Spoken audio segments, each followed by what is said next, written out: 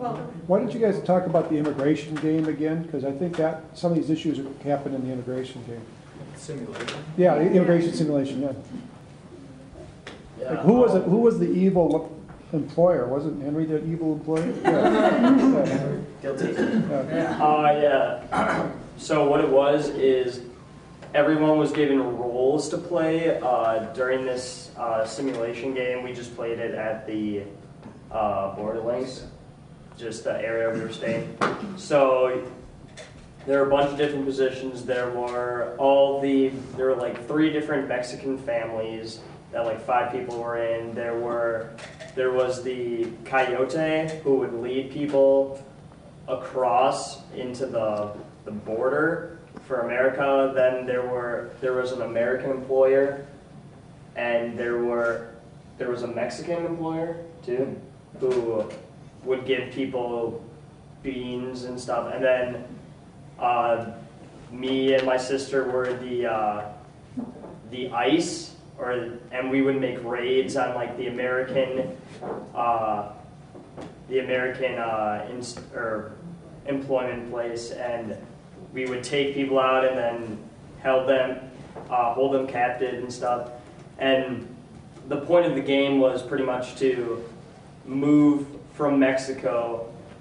one person from Mexico into the U.S. so they could get money and then send money back to their family.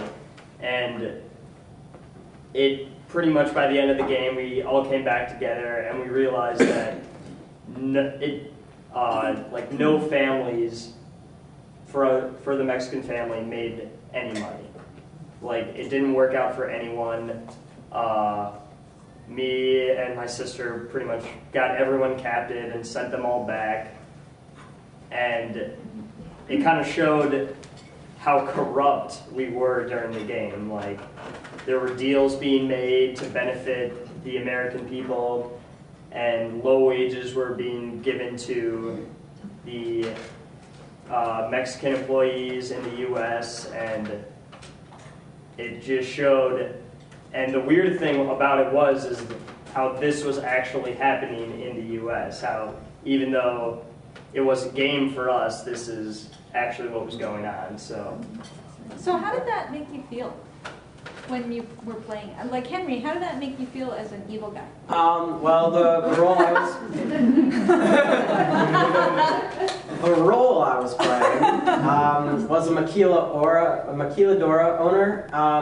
And they are American factories that have moved just over the border, where they can just completely exploit all the Mexican labor that's available with people who are about to cross or are just working there so they can build up enough money to hire a coyote or whatever. And so I had people doing mundane tasks and paying them very low wages, sometimes not at all, just because they were so vulnerable. And so that was really, it was hard to do. I realized that, to get the full effect of the simulation, I kind of had to do it. But one of my hardest moments was I had to, there were too many people working, so I fired this old woman who was, barely able to work for her family to bring home money. She was just trying to pitch in, but I couldn't do that. And so, it just felt slimy. It didn't feel good. Did you end up with money? Oh yeah, I made a bunch of money. That's amazing. I just wanted to comment. Some people in the church have asked me why we would send our young people to this dangerous place and this issue, and how did it relate to our faith? This didn't seem very churchy. This is actually a very churchy activity. And this is from our Presbyterian side. There is a Presbyterian church in Mexico, the National Presbyterian Church in Mexico, and a Presbyterian church here. And together, as equals, we have a Presbyterian border ministry.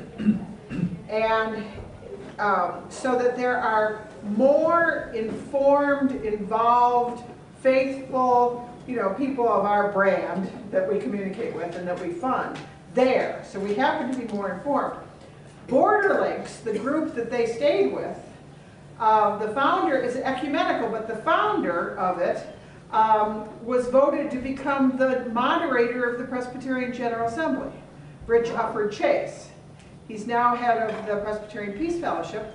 And a previous moderator, who you met with, right? John Fife? Yeah. The pastor of Southside Presbyterian Church in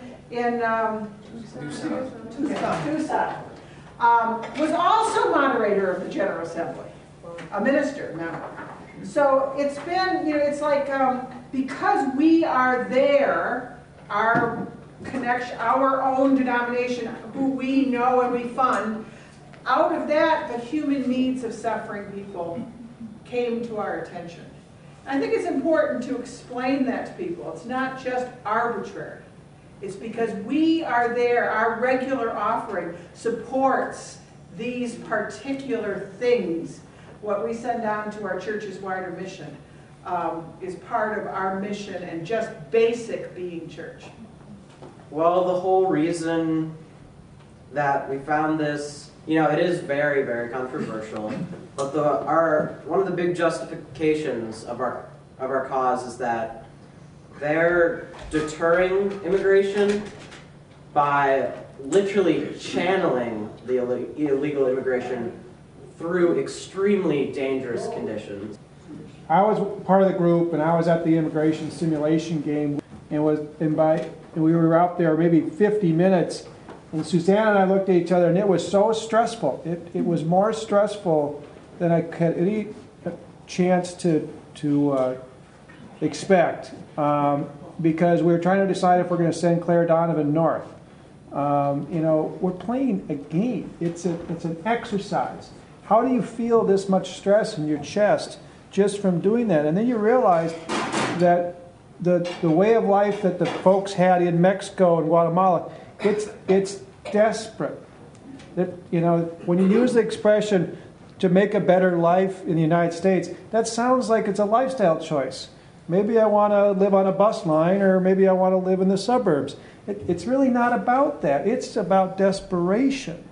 It's about trying to save your life, and trying to keep your kids alive, and trying to imagine a life where you have enough to eat and a place to live.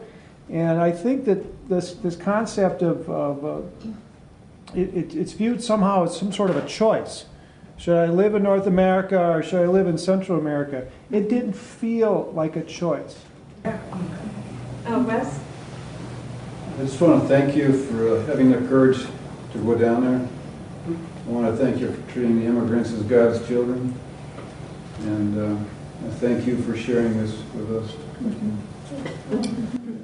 I totally will do that. We're not done. An important point that I'd like to make is that one of the most important things that we can do is to continue to support mission trips. Because these are kids who are about to vote, they're about to go to college and choose the college majors that they will have. I know 10 or 20 kids who have been through this church who have now gone on to college, some who have graduated, and they take these experiences with them. And what we can do, in addition to knowing the issues and all of that, is we can continue to support the idea of that our community helps grow these kids this way. This isn't the only way that we do it, but this is an important way that we do it. And they came back, I have another kid who did this before, and Charlie's doing it now. They have come back changed people. Mm-hmm. And I think that is of great value to us.